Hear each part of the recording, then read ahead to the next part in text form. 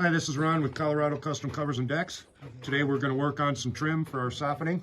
So we're going to hide all our nails and whatnot on this corner here. And we have corner trim.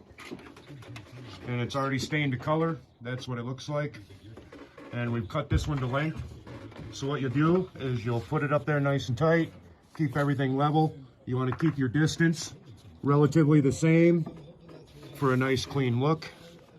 And for fastening, we're using a needle nailer for finish, so that way it doesn't leave a big ugly nail at the end. So you want to use a nice finish nail for a clean look.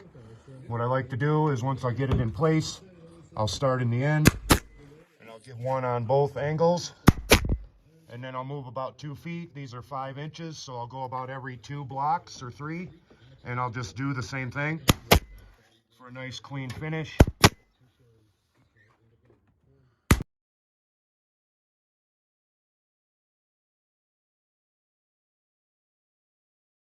It's important to try and keep that same reveal. So you always want to be pushing up tight and keeping it nice and tight and level.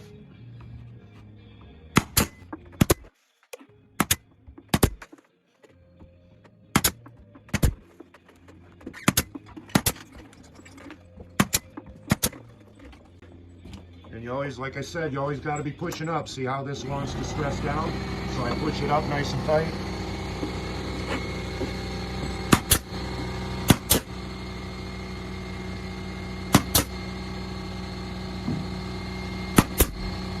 And as you can see now, as the finished nails are in there, it leaves no divots or nail marks of any kind, giving you a nice clean look. Have a great day.